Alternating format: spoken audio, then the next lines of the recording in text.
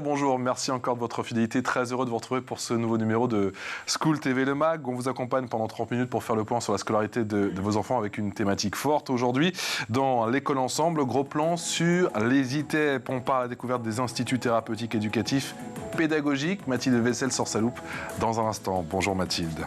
Quel public accueille ces ITEP? Quelles sont les méthodes utilisées pour redonner à ces élèves le goût de l'école? On verra ça dans un instant. Et puis on reviendra plus généralement sur le décrochage scolaire, thématique forte. On en a déjà beaucoup parlé, un sujet préoccupant. Est-ce une fatalité, oui ou non?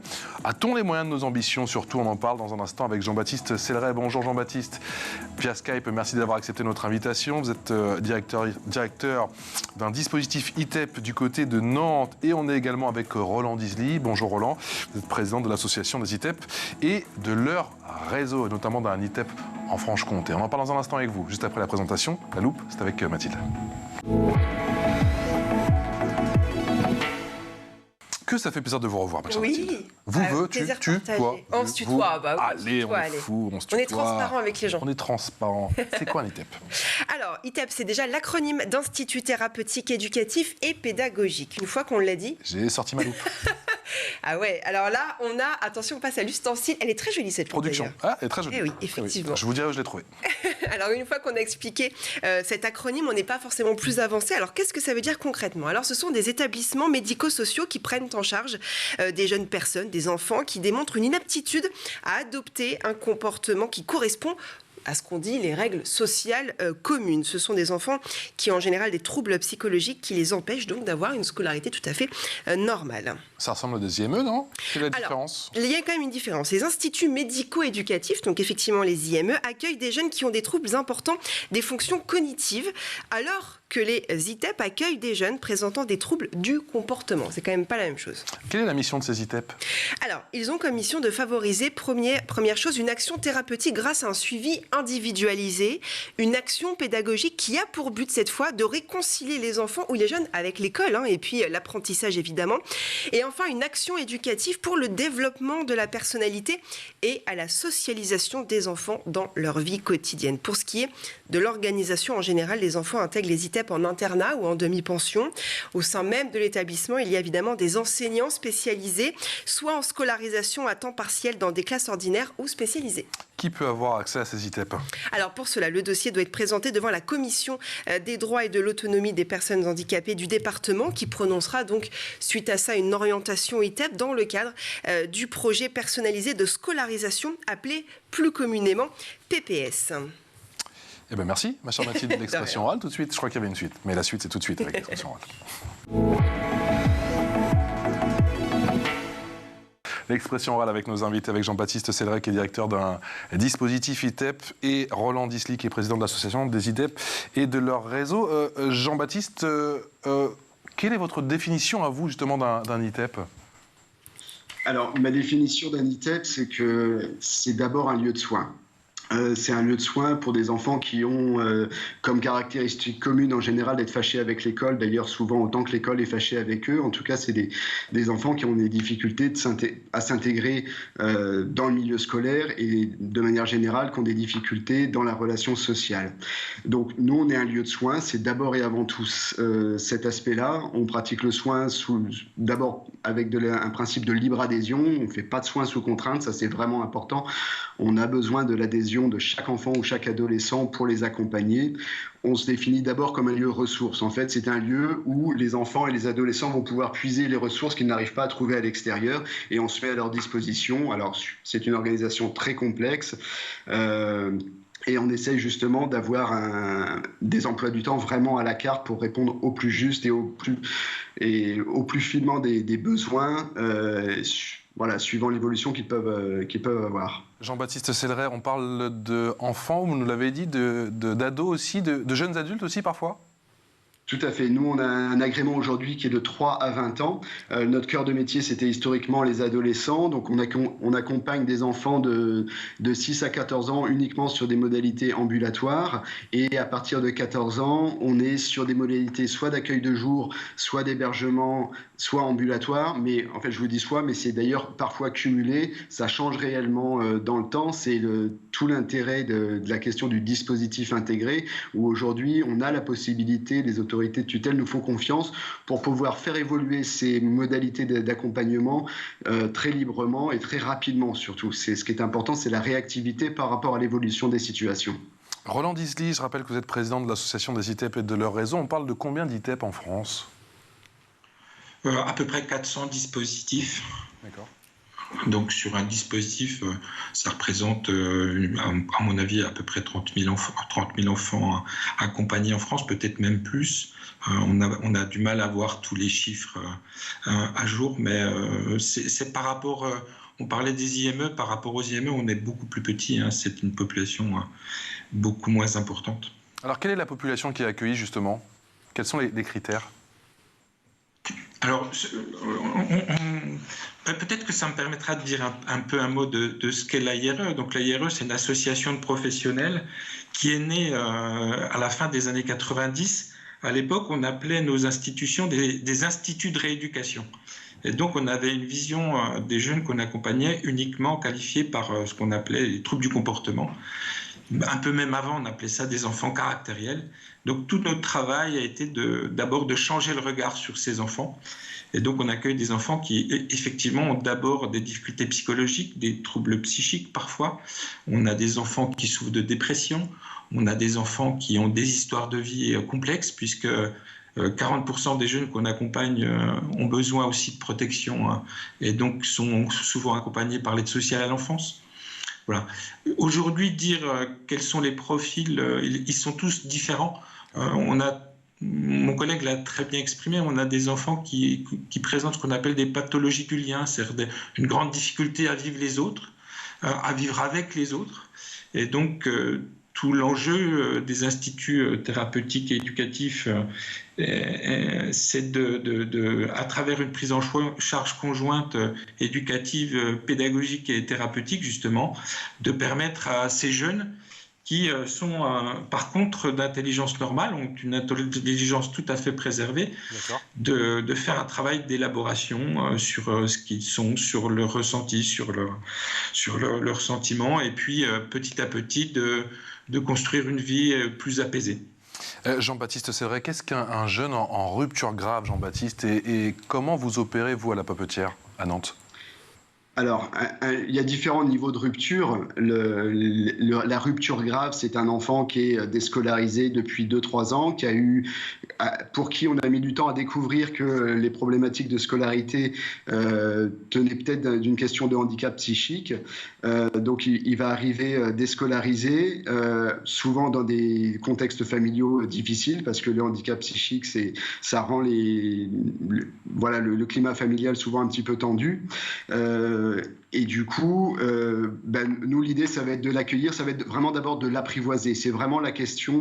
Je compare souvent la population d'ITEP à des petits chats sauvages. C'est une image, mais l'idée, c'est que comme il y a une pathologie du lien et que souvent, c'est des enfants qui ont des troubles anxieux, donc ils peuvent avoir des comportements soit de fuite, soit un petit peu...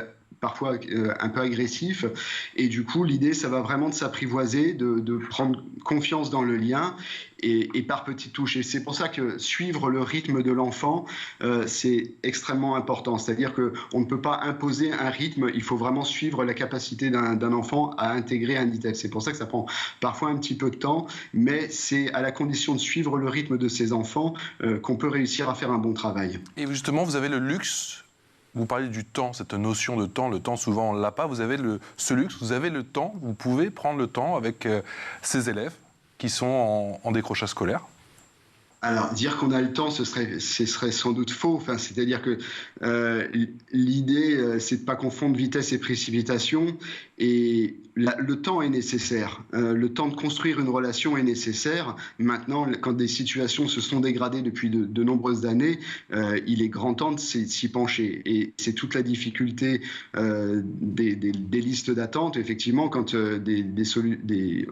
un ado n'a pas de solution depuis 1 an, depuis 2 ans, ça amène à des situations qui se dégradent, et du coup l'idée c'est justement d'opérer le plus rapidement possible pour éviter que les solutions se dégradent. C'est-à-dire qu'au moment où on a une orientation de la CDAPH qui historiquement nous disait par exemple un accompagnement ambulatoire sera bien suffisant, la situation peut se dégrader, et au moment où nous on va accueillir et rencontrer pour la première fois l'enfant ou l'adolescent, mais l'accompagnement en ambulatoire est plus d'actualité. Il est urgent de passer à un mode d'accueil de jour pour ensuite repartir en inclusion à l'extérieur. Donc c'est pour ça que le temps est important, mais ce qui est surtout important, c'est d'avoir un diagnostic très rapide. Dès qu'il y a des premiers signes dans le milieu scolaire. Vous pouvez, Jean-Baptiste, nous préciser ce qu'est la CDAPH, s'il vous plaît, que vous avez évoqué? La commission départementale pour les personnes handicapées, c'est elle qui va qui va reconnaître un handicap et qui va proposer une orientation vers un DITEP. D'accord. Roland Disly, quelles sont vos missions au sein des ITEP? On rappelle que vous êtes président de l'association des ITEP et de leur réseau. Vous nous parliez justement de l'AIR. Quelles sont vos missions et est-ce qu'elles ont été amenées à évoluer avec le temps ces dernières années? Alors, nos missions, c'est de réfléchir ensemble entre professionnels sur les meilleures manières d'accompagner ces enfants-là. Et donc, on a un premier travail de faire évoluer la législation autour on le voit, la transformation des désirs en ITEP, puis en dispositif ITEP qui apporte encore plus de souplesse. Aujourd'hui, on travaille sur la question de comment on rend compte des parcours des jeunes, comment on rend encore plus transparent notre travail. On a des axes de recherche, on travaille avec un comité scientifique. On a en ce moment lancé une recherche avec des CHU sur justement la nature des troubles des jeunes adolescents qu'on accompagne et qui va nous permettre d'améliorer nos liens, notamment avec la pédopsychiatrie. On a des axes de travail avec les collègues de la protection de l'enfance pour essayer d'améliorer un petit peu quand les enfants se trouvent à la fois dans une MEX, par exemple, une maison d'enfants à caractère social, et puis qu'ils passent une partie de leur temps en ITEP, comment on articule un peu ces choses-là. Et puis, on met en œuvre de la formation pour nos professionnels. Et ça, c'est un des axes importants de notre association. C'est que, par exemple, tous les ans, on se retrouve à peu près 900 salariés d'ITEP pour 3 jours de formation. Et puis, on a des formations région, on a des formations en établissement. Donc, voilà Et puis, on a cette mission aussi de parler de ces enfants et de les représenter, parce qu'il n'y a pas d'association de famille pour ces enfants-là. Les familles sont tellement en difficulté relationnelle que c'est pour eux compliqué d'aller représenter ou notamment dans les instances nationales, de parler et de représenter leurs enfants. Donc on a aussi cette vocation à être la voix de ces jeunes qui sont en grande difficulté pour s'exprimer avec des modes appropriés. Donc voilà, on a un peu toutes ces missions à l'air. Et puis je crois qu'on est surtout un grand fédérateur des professionnels. Vous faites en tout cas un bien beau métier, messieurs. Jean-Baptiste Selleret, comment on remet en réussite ces jeunes? On en parlait, mais également les professionnels qui les accompagnent au quotidien, parce que j'imagine que l'équation, la mission est ô combien délicate. J'ai pas bien compris votre question, c'est comment? Comment on remet en réussite non seulement les jeunes que vous accompagnez au quotidien, mais aussi les professionnels qui eux aussi les accompagnent et qui parfois, j'ai l'impression, ont peut-être le sentiment ou ont peut-être envie parfois de baisser les bras, car j'imagine que c'est très difficile. Alors, je dirais que c'est aussi difficile que c'est intéressant. Et s'il y a quelque chose qui est sûr en ITEP, c'est qu'on ne craint pas la routine. Comment on met en réussite? On met en réussite d'abord en étant clair sur les besoins des jeunes. Et M. Disly le disait, toute la question, c'est de bien comprendre les besoins. Quels sont les besoins réels et pas se projeter dans les besoins que pourrait avoir la famille ou l'enfant. C'est-à-dire qu'il ne s'agit pas de déployer une batterie, mais c'est de construire avec ces enfants les réponses par rapport à leurs besoins. Mais la première difficulté, c'est de comprendre réellement quels sont leurs besoins, et chaque enfant, chaque adolescent a des besoins particuliers et il faut s'adapter. Donc l'idée, c'est vraiment d'avoir un accompagnement en dentelle pour être au plus juste à chaque fois. C'est ça qui fait le secret de la réussite, et ne pas forcer, parce que le soin sous contrainte, ça ne fonctionne pas. Et pour les professionnels, du coup, parce que je lisais aussi pas mal de témoignages avec des gens dont c'était au final, qui avaient découvert ce métier et qui s'étaient formés, bien évidemment, mais les premiers mois, voire même les premières années, étaient quand même très difficiles parce qu'on n'a pas forcément tout de suite les résultats. Alors, on est souvent des semeurs de graines. Les graines poussent tout de suite ou 10 ans plus tard. Mais c'est vrai que souvent, les résultats se font sentir. Enfin, il n'y a aucun doute, si on travaille, les résultats viennent derrière. Et les réussites ne sont pas forcément immédiates. Mais on voit souvent d'ailleurs des anciens revenir en disant « Mais c'est vrai, à l'époque, je ne comprenais pas ce que vous me disiez, mais maintenant j'ai compris et on les a aidés. » Et du coup, ça peut être un petit peu frustrant et assez challengeant sur le moment. Mais on sait qu'on ne travaille pas pour rien, loin de là. Sur votre structure, vous avez combien d'élèves et il y a combien d'encadrants?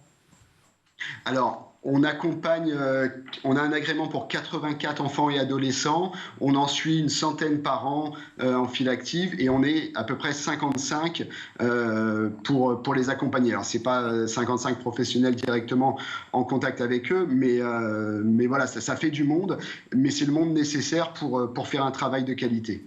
Mathilde.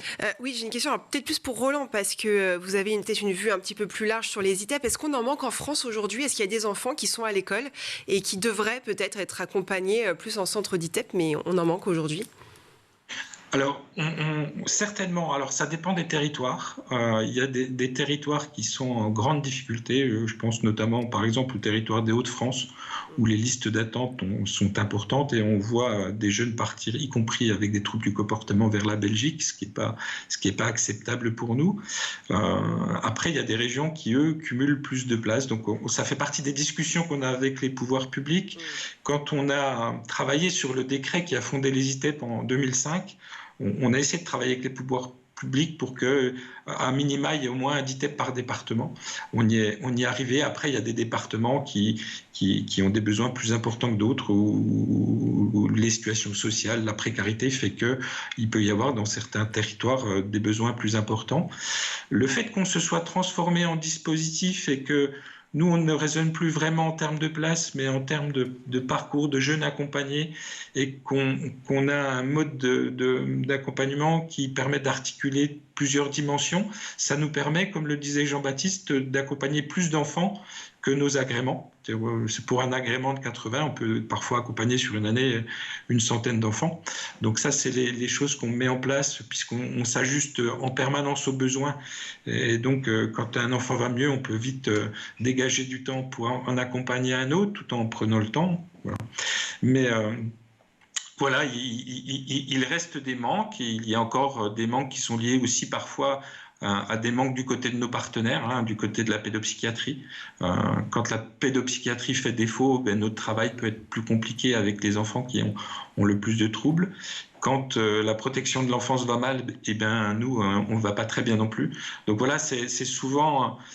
les DITEP, les dispositifs ITEP ne sont pas une réponse unique à ces difficultés. Et souvent, c'est une approche nécessaire par les territoires. Et oui, il manque encore de moyens, parce qu'en plus, le nombre, je pense, de jeunes présentant des difficultés psychologiques ne cesse d'augmenter. On le voit notamment dans cette période post-Covid, dans cette période où les problèmes de santé mentale des enfants et des adolescents sont en train de devenir un peu exponentiels.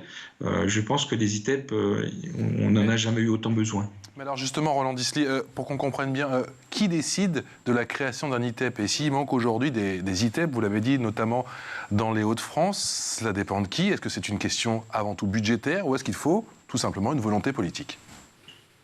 Il faut une volonté politique. Je pense que la volonté politique, elle existe. Après, ce sont des choix qui sont faits par les ministères, par la CNSA, par les agences régionales de santé, puisque nous, on dépend uniquement des agences régionales de santé, et ce sont elles qui peuvent modifier nos autorisations et nos agréments. Donc, ça passe par le ministère, par les agences régionales de santé, voilà.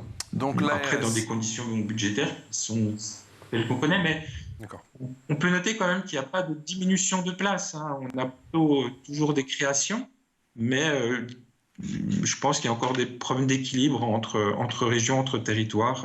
Voilà. Une disparité entre territoires, et puis il y a des créations, mais peut-être que ça ne suit pas effectivement. Le nom, vous l'avez dit, puisqu'il y a une situation quand même depuis le Covid, une situation post-Covid qui a quand même créé, on l'a vu, qui a en tout cas mis en lumière effectivement pas mal de pathologies. Jean-Baptiste Cédret, Qui compose vos équipes? On parlait tout à l'heure des encadrants. Et surtout, est-ce que chacun a sa spécialité? Ça se passe comment?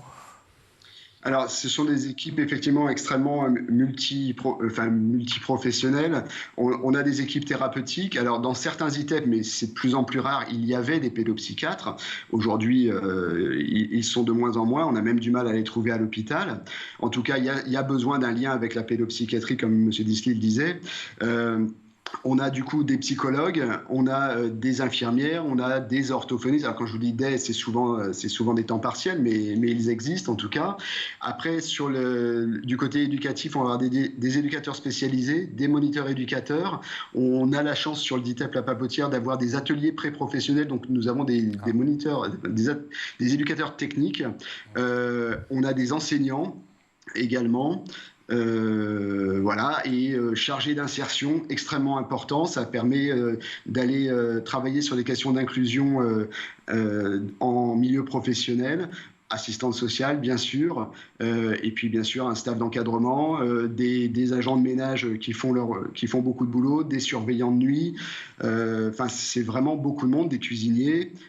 C'est tout un petit monde, c'est un écosystème hyper large et qui travaille beaucoup en collaboration avec l'extérieur. En fait, c'est-à-dire qu'il y a le DITEP, mais il y a toutes les collaborations avec l'extérieur et c'est un système complexe mais absolument passionnant. Roland Disly, quel est votre sentiment justement sur cet écosystème véritablement passionnant, nous disait Jean-Baptiste Céleret, et avec tous ces métiers qui travaillent main dans la main pour le succès de ces ITEP? Alors, nous c'est vraiment au cœur de notre projet, hein, c'est de garder cette notion d'institution, pas dans les murs, pas des établissements, mais dans le cadre de l'interdisciplinarité. Et puis d'aller plus loin, Jean-Baptiste parlait des relations avec l'extérieur, la question du lien, notamment avec l'école dite ordinaire. Aujourd'hui, vous le disiez, madame, en introduction, pas mal d'enfants sont scolarisés en milieu ordinaire. On est à peu près, chez nous, à 80% des jeunes qui sont scolarisés à l'extérieur de nos institutions. Donc le lien permanent entre nos professionnels et les professionnels de l'éducation nationale, de la protection de l'enfance, ils sont importants. Et ça fait partie des choses pour lesquelles on milite et on travaille à l'AIR. C'est qu'il faut des équipes interdisciplinaires chez nous, mais il faut que cette interdisciplinarité, elle fonctionne aussi avec nos partenaires extérieurs et qu'on puisse avoir un regard toujours bienveillant, toujours partagé sur les problématiques des enfants qu'on accompagne, ce qui est pas facile parce que ce sont des enfants pas faciles qui effectivement, vous parliez des professionnels qui peuvent parfois semer le doute dans nos compétences professionnelles. C'est pour ça qu'un des outils importants pour nous, c'est l'analyse de la pratique. C'est-à-dire tous nos professionnels travaillent en direct avec les enfants, mais passent du temps beaucoup à réfléchir sur ce qui se joue dans le travail avec ces enfants-là. Et ce travail de réflexion, on souhaite le partager assez largement avec nos collègues de l'éducation nationale, de la protection de l'enfance ou de la pédopsychiatrie. Roland, Jean-Baptiste, vous restez encore un petit peu avec nous, c'est l'heure de l'info en plus. L'info en plus, Mathilde, tu nous parles de sport? Eh oui, effectivement, c'est pour te faire plaisir. Direction Lourdes, on va parler de football en plus. Allez. Direction Lourdes, où depuis 2016 déjà, le FCL 11, c'est l'équipe de football de Lourdes, accueille la section sport adapté jeunes en partenariat donc avec les ITEP. Et pour cette année 2022-2023, ce sont une trentaine d'enfants venus de 5 établissements différents et qui sont reçus donc tous les mercredis matins au Palais des Sports. François Abadi de Landaré. Alors les jeunes sont encadrés par les salariés du club et aussi évidemment par des éducateurs. Toutes les semaines, une séance de football est proposée pendant 1h30 aux enfants. Il y a même des tournois amicaux qui ont lieu. Alors, ma question est la suivante. Est-ce que le sport, c'est la clé concrètement pour ces enfants qui se sentent souvent en marge de la société? Pour Jean-Baptiste et pour Roland, effectivement, c'est cette question. Jean-Baptiste. Je dirais que le sport, c'est valable pour tout le monde, pas seulement pour les enfants d'ITEP. Donc, bien sûr, on a un éducateur sportif et il nous fait courir et il fait courir les jeunes et tout le monde adore ça. Mais voilà, le sport, ça fait partie de la santé. On travaille sur les questions de la santé, on travaille sur tous les déterminants de la santé, dont le sport, bien sûr. Roland, on fait du sport en ITEP? Alors, on a une grande fierté à l'AIR, c'est que depuis des dizaines d'années, on a un tournoi national de rugby. Allez. Et donc tous les ITEP sont invités à participer au tournoi national de rugby, tournoi qui rassemble 300 jeunes à peu près tous les ans. Cette année, je crois que c'est à Aix-en-Provence, au mois de juin. Et on a la joie que pendant 3 jours, les choses se passent merveilleusement bien et qu'on n'ait pas trop de difficultés de comportement à travers un rugby, bien sûr, un peu aménagé, où la question du vivre ensemble, des règles du jeu, du respect de l'autre sont mis en avant. Mais c'est quand même 300 jeunes dans un camping pendant 3 jours. Et ça donc, oui, le sport, bien sûr, et puis la question du mouvement, puisque si on veut accompagner ces jeunes, il faut savoir marcher, il faut savoir courir parfois. Et en tout cas, la question pour eux de la pratique sportive, de la question du rapport au corps, tout ça est essentiel dans nos pratiques. Il faut que votre approche soit forcément ludique de manière globale pour leur redonner goût à l'école. Jean-Baptiste ? Je crois que oui, effectivement, on ne fait les choses que si on est motivé et on est d'autant plus motivé quand c'est ludique. On apprend beaucoup par le jeu, on apprend. Enfin voilà, la difficulté pour beaucoup de ces enfants, c'est effectivement le cadre scolaire qui reste un cadre quand même relativement rigide où il faut s'adapter. Donc apprendre autrement et apprendre à travers l'expérimentation, ça c'est très important. Donc tous les lieux d'expérimentation sont intéressants pour nos enfants. Jean-Baptiste, dernière question. Les ITEP, c'est une approche franco-française ou il y a un partage avec d'autres pays européens ? Alors, je ne suis pas du tout un spécialiste de la question, mais je sais que notamment en Italie, il se passe beaucoup de choses, et il se passe beaucoup de choses du côté de l'inclusion en milieu ordinaire. Donc, je sais qu'il y a des expérimentations et des collaborations qui se font à un niveau européen, mais je ne suis vraiment pas un spécialiste de la question. Donc, je risquerais de dire des bêtises plus qu'autre chose. Vous parliez tout à l'heure d'anciens élèves qui revenaient peut-être du côté de la papetière. Ça, c'est courant et c'est une initiative que vous encouragez justement ? Alors, c'est courant, mais par contre, il y a 2 raisons. Soit ils viennent parce qu'effectivement, ils repassent par là, ils sont contents de revenir sur un lieu qui les a portés, qui les a accompagnés pendant quelques années, et du coup, c'est le moment de retrouvailles assez sympathique. Soit au contraire, ils viennent parce qu'après l'ITEP, ils ont eu des parcours de vie extrêmement difficiles, faits parfois d'errance, parfois d'incarcération, et du coup reviennent en grande difficulté. Et là, il faut qu'on trouve des solutions. Donc, on a développé un programme là, depuis un an pour justement réussir à trouver les moyens de trouver des ressources à l'extérieur, parce qu'on ne peut plus les accueillir quand ils ont 23, 25 ans. On a une obligation de suivi jusqu'à 3 ans, mais voilà, quand ils reviennent, on reste repéré comme un lieu ressource, mais on a du mal à les orienter vers l'extérieur, parce qu'un jeune de 25 ans qui porte un handicap psychique, il y a beaucoup de lieux de réinsertion où en fait il y a des trous dans la raquette au niveau du dispositif national, et ils ont du mal à intégrer ces dispositifs. Donc voilà, on travaille sur cette question, mais ça reste une question difficile et douloureuse. Merci. Merci infiniment à tous les deux. Merci Jean-Baptiste Céleret, directeur de ce dispositif ITEP de la papetière à Nantes. Et on embrasse tous les Nantais. Roland Disly, qui est président de l'association des ITEP et de tout leur réseau, ces instituts thérapeutiques, éducatifs et pédagogiques. Je vais y arriver. Merci pour votre présentation, ma chère Mathilde. On se retrouve demain pour un tout nouveau numéro de School TV Le Mag. Et je vous souhaite une excellente journée.